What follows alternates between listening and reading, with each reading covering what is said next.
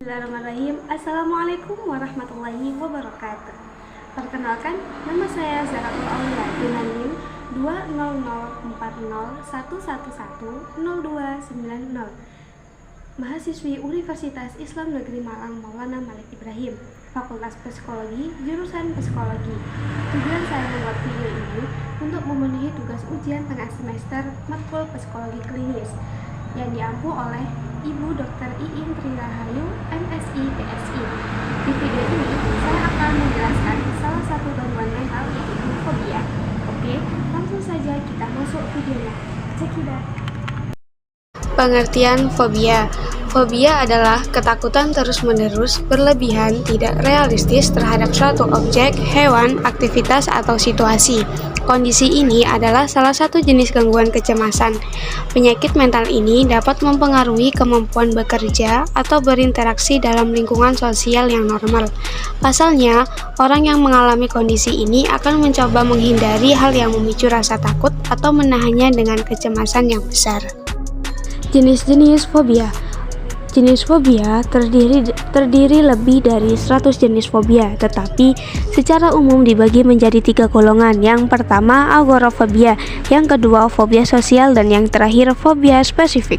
Yang pertama, agorafobia adalah ketakutan akan tempat atau situasi yang tidak dapat dihindari.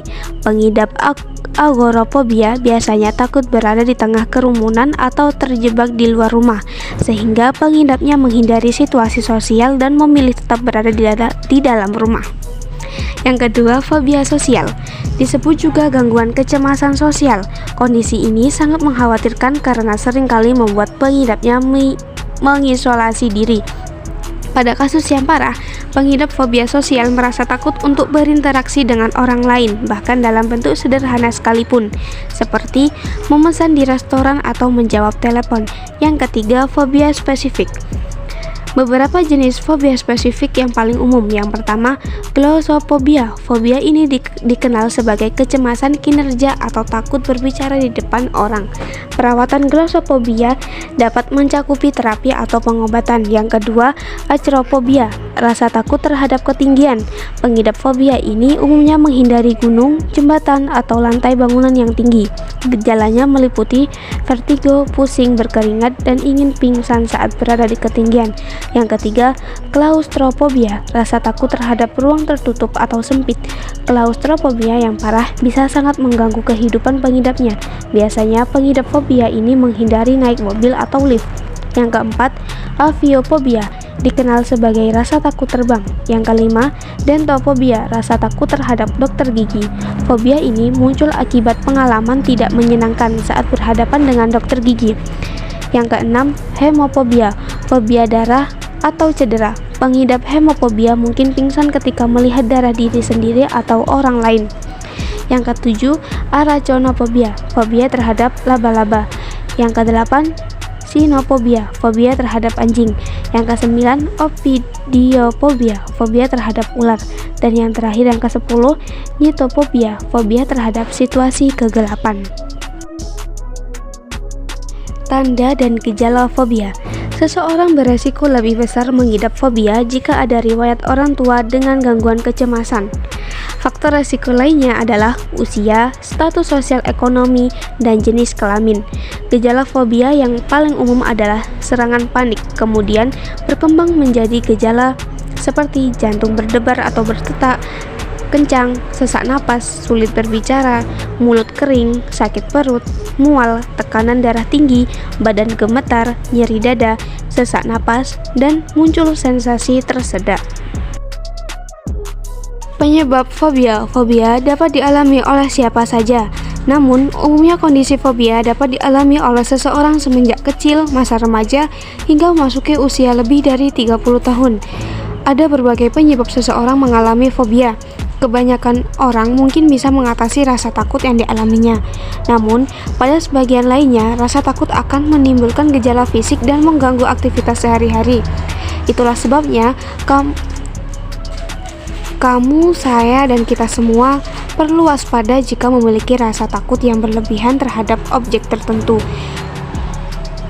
Berikut hal yang diduga menjadi penyebab fobia berdasarkan jenis fobia yang dialaminya, yaitu yang pertama, spesifik atau simple fobia. Dilansir dari National Health Service UK, jenis fobia spesifik atau fobia simpel ini menjadi salah satu jenis fobia di mana seseorang fobia terhadap sesuatu dengan sangat spesifik. Misalnya, fobia terhadap suatu objek, hewan, situasi, atau aktivitas tertentu. Fobia ini umum dialami oleh anak-anak hingga usia remaja. Ada beberapa faktor yang dapat meningkatkan resiko seseorang mengalami fobia spesifik, seperti kondisi traumatis yang pernah dialami pada masa anak-anak, faktor lingkungan keluarga di mana ada keluarga yang fobia terhadap hal yang sama, dan juga adanya faktor lingkungan. Yang kedua, kompleks fobia. Dilansir dari Medical News Today, umumnya fobia kompleks berkembang pada masa dewasa. Umumnya, fobia ini muncul ketika seseorang dihadapkan pada situasi tertentu. Ada beberapa faktor yang menyebabkan seseorang mengalami jenis kompleks fobia, seperti adanya kombinasi dari pengalaman hidup, perkembangan otak, dan juga masalah genetika. Tidak hanya itu, kesehatan mental seseorang dapat meningkatkan resiko seseorang mengalami fobia. Kondisi stres atau depresi nyatanya membuat seseorang sangat rentan mengalami kondisi fobia. Jadi, tidak ada salahnya untuk mengatur tingkat stres maupun depresi yang dialami. Atasi kondisi stres dengan baik agar kesehatan mental selalu terjaga dengan baik. Jika kamu dan mereka semua mengalami beberapa gejala yang berhubungan dengan kondisi stres, tidak ada salahnya untuk berbagi masalah dengan psikiater atau dokter agar kita semua dan kamu dapat menangani masalah yang kamu hadapi dengan baik. Proses terbentuknya fobia. Sebuah studi menyebutkan bahwa amigdala merupakan bagian otak yang bertanggung jawab untuk mendeteksi rasa takut dan mempersiapkan diri saat menghadapi kejadian darurat. Ketika respon ketakutan atau agresi dimulai, amigdala akan melepaskan hormon ke dalam tubuh untuk menempatkan tubuh manusia ke dalam keadaan waspada.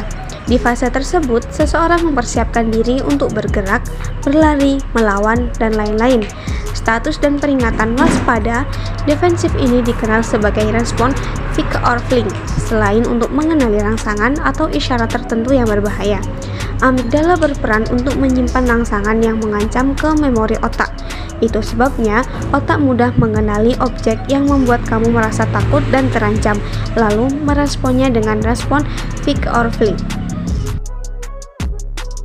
Faktor risiko fobia. Ada beragam faktor risiko yang bisa menyebabkan fobia pada diri seseorang.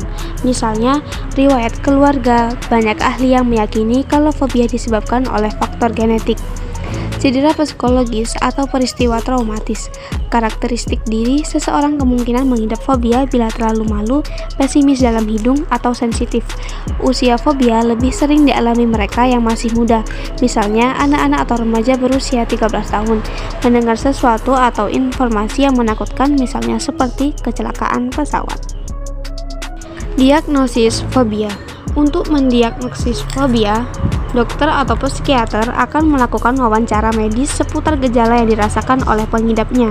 Gejala ini nantinya akan disesuaikan oleh dokter atau psikiater, mengarah atau tidaknya pada kondisi fobia.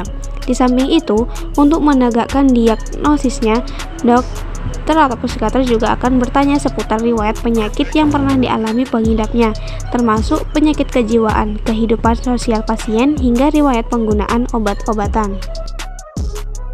Komplikasi fobia.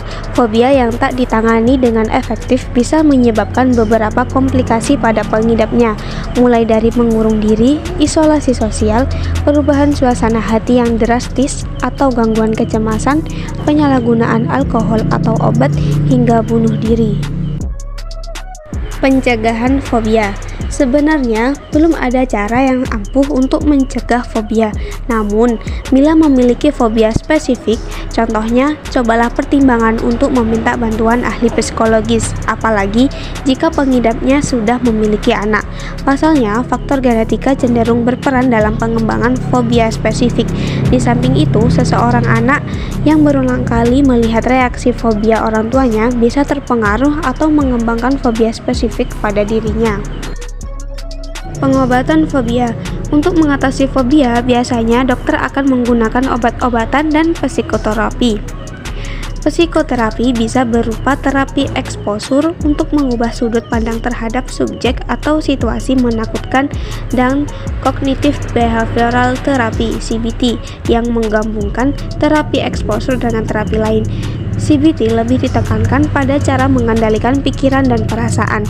Selain itu, pengobatan fobia juga bisa melalui pemberian obat-obatan yang diharapkan mampu mengurangi gejalanya. Kapan harus ke dokter? Fobia tidak boleh dianggap sepele karena bisa memengaruhi kehidupan dan aktivitas sehari-hari.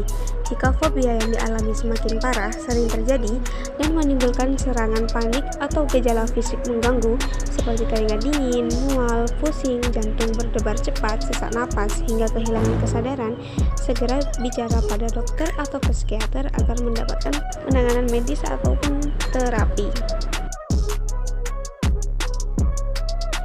Ketakutan adalah sumber utama tahayul dan salah satu sumber utama kekejaman. Mengalahkan rasa takut adalah awal dari kebijaksanaan. Bertrand Russell. Untuk kalian yang memiliki rasa fobia, hadapi dan terus semangat. Karena aku yakin, walaupun di diri kalian memiliki rasa fobia, kalian memiliki suatu hal yang sangat bermanfaat bagi dirimu sendiri dan orang lain. Keep smile, keep strong.